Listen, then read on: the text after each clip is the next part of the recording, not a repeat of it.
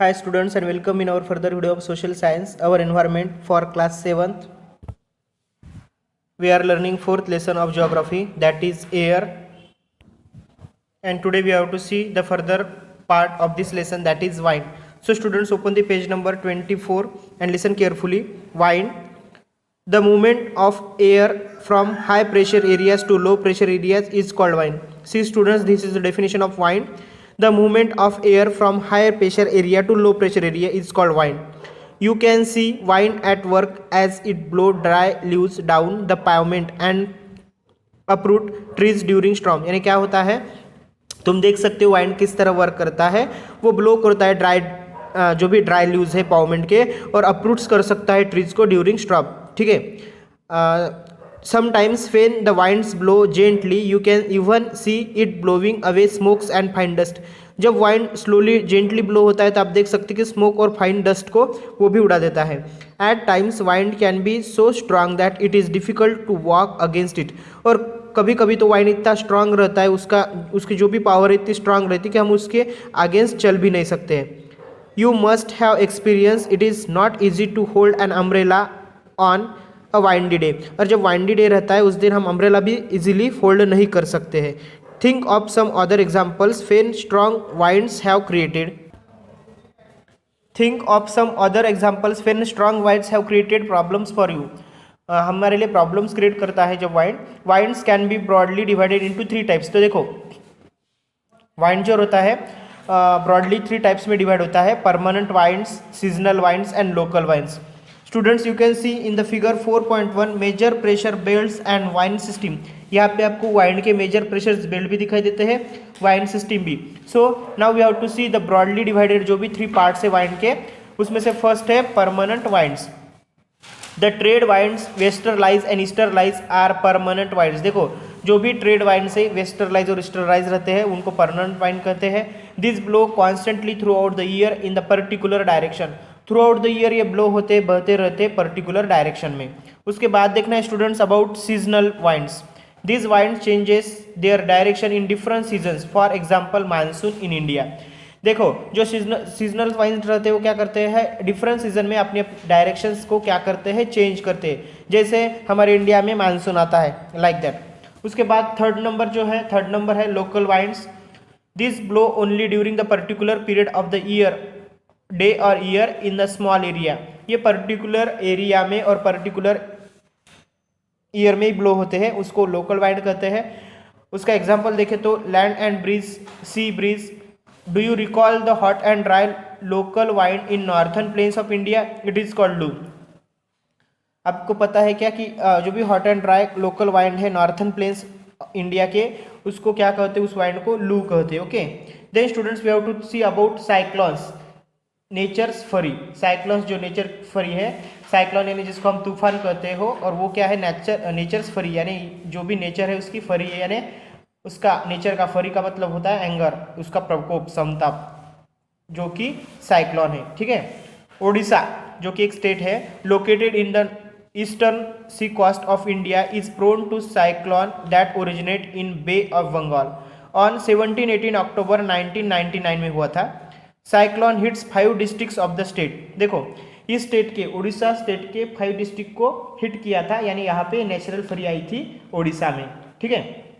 कब? 17 एंड 18 अक्टूबर 1999 में. That devastated large portion of the state. The damages causes were mainly due to 3 factors. Damages कैसे हुए थे? Mainly due to 3 factors. Wind velocity यानी wind की वेलोसिटी यानी वाइंड का जो स्पीड था, रेन एंड टाइडल सर्ज. ठीक है. टाइडल सर्ज यानी जो भी समुद्र की जो भी ये आती है, लहरें आती है, उनकी सर्च की वजह से. The wind of up to 260 kilometre per hour lasted for over 36 hour. देखो उसकी जो भी ये थी स्पीड थी 260 किलोमीटर पर आवर थी, और वो ओवर 36 आवर्स तक चला था. Okay. This high velocity winds uprooted trees and damaged the kachcha houses. इसकी वेलोसिटी इतनी बड़ी थी कि उसने इस जो भी साइक्लोन आया था इसने बहुत सारे ट्रीज को वहाँ के अप्रूटेड किया था और डैमेज किए थे पूरे हाउसेस को. Roof tops of several industries, sheds and other houses were also blew away, ठीक है, इतना नुकसान हुआ था। Power supply and telecom lines snapped completely, पूरे टेलीकॉम लाइन्स जो भी थे, पावर सप्लाई था, पूरा डिस्ट्रॉय हुआ था। Heavy rains occurs during the influence of the cyclones for 3 days continuously, heavy rains भी थे। This rains lead to floating in the major rivers of Odisha, Odisha के जो भी मेजर रिवर्स थे उनको भी फ्लड आया था, यानी उनको भी बाढ़ आई थी। The cyclonic winds causes tidal waves that swept 20 kilometre, देखो साइक्लोनिक वाइंड्स की वजह से जो भी टाइडल वेव्स आए थे उन्होंने पूरा स्वेप्ट कर दिया, यानी पूरा साफ कर दिया 20 किलोमीटर तक का एरिया, ठीक है। Inland and brought massive destructions to the coastal areas, the 7 to 10 m high tidal waves intrudes suddenly and cause massive damage and standing paddy crops, और बहुत सारा मैसिव यानी बहुत सारा डैमेज हुआ था, और जो भी पेडी क्रॉप्स थे यानी जो भी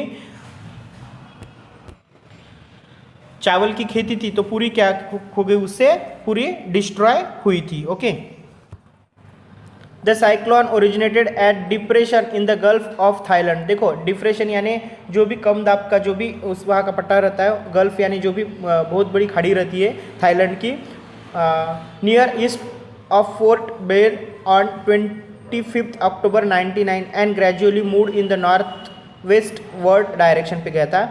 इट इंटेंसिफाइड का मतलब है उसकी तीव्रता कैसी थी, into a super cyclone and hit the area between Erasama and Balikuda in Odisha on 29 October at 10:30 AM। देखो 25 अक्टूबर के बाद फिर से इस इंटेंसिफाइड हो गया था, इसकी इंटेंसिटी बढ़ गई थी और फिर सुपर साइक्लोन आया था कहाँ पे, उड़ीसा में, जो इरासमा और बालीकुडा जो भी आपको रीजन बताया गया है वहाँ पे 29 अक्टूबर को सुबह 10:30 बजे। Okay, the super cyclone swept the entire coast of Odisha including the cities of Bhubaneswar and Cuttack and 28 coastal town. देखो ये सुपर साइक्लोन ने पूरा स्वेप्ट कर दिया था, पूरा जमींदोस्त किया था ये सब reason.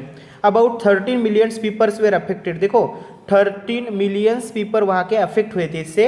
A large number of livestocks were killed, standing crops of paddy, vegetables and fruits were heavily damage, पूरा यहाँ पे यानी पूरा यहाँ पे नुकसान हुआ था। ड्यू टू सलाइनेशन यानी जो भी खारेपना रहता है, caused by tidal surge, large tracts of agriculture land have turned infertile, पूरी लैंड इनफर्टाइल नापिक हो गई थी ज़मीन। लार्ज ट्रैक्ट्स ऑफ सैल, अभी सैल का मतलब है यहाँ पे नमक, टिक का मतलब है जो भी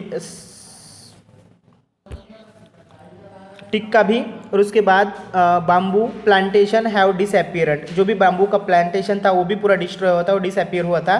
the mangrove forest between Paradip and Konark vanished, और जो भी मैनग्रूव फॉरेस्ट थे वहाँ के वो भी फैनिश हुए थे। Then students we have to see about moisture यानी जो भी आर्द्रता रहती है वो हमें देखनी है। When water evaporates from the land and different water bodies it becomes water vapour, देखो जो भी वाटर का इवापोरेशन होता है डिफरेंट वाटर बॉडीज से तो उसकी वाटर वेपर बनती है। Moisture in the air at any time is known as humidity, जो भी मॉइस्चर रहता है एयर में एनी टाइम उसको उसकी ह्यूमिडिटी कहते हैं। When the air is full of water vapour we call it at the humid day, और पूरा दिन अगर एयर में पूरा दिन भर जो वाटर के ड्रॉपलेट्स रहते हैं यानी पूरा मॉइस्चर रहता है तो उसे हम क्या करते हैं, ह्यूमिड डे कहते हैं। As the air gets warmer, air जैसी वार्म होती है, गर्म होती है, its capacity to hold the water vapours increases and so it becomes more and more humid, और जैसी वाटर जो भी एयर है वो वार्मर होती है, ठीक है, तो उसकी वाटर वेपर्स को होल्ड करने की कैपेसिटी बढ़ती है और more becomes humid. On a humid day clothes take longer to dry and sweat from our body does not evaporate easily, यानी हमें जो पसीना आता है वो भी इजीली इवेपोरेट नहीं होता है ह्यूमिड डे में, और जो भी कपड़े हैं सूखने में के लिए भी बहुत टाइम लगता है। Making us feel very uncomfortable, जब ह्यूमिड डे रहता है तो हमें भी पूरा अनकम्फर्टेबल फील होता है। When the water vapours rises it start cooling, जब वाटर वेपर्स राइज होते हैं तो वो कूलिंग होना चालू होता है, ठंडे होना चालू होता है। The water vapours condenses causing formation of droplets of water, और जैसे ही वाटर वेपर्स ठंडे होते हैं उसके ड्रॉपलेट्स तैयार होते हैं वाटर के। Clouds are just masses of such water droplets, और हम जो आकाश में जो क्लाउड्स देखते हैं तो वो क्या रहते हैं, वाटर के ड्रॉपलेट्स रहते हैं। When this droplets of water becomes too heavy to float in air, then they come down as a precipitation. देखो, और जैसे ये वाटर के ड्रॉपलेट्स जो होते हैं, यानी जो उनको ये आता है, वेट आता है, जब फेवी बनते हैं तो वो क्या होते हैं, एज अ प्रिसिपिटेशन, यानी बरसात के हिसाब से वो नीचे गिरते हैं।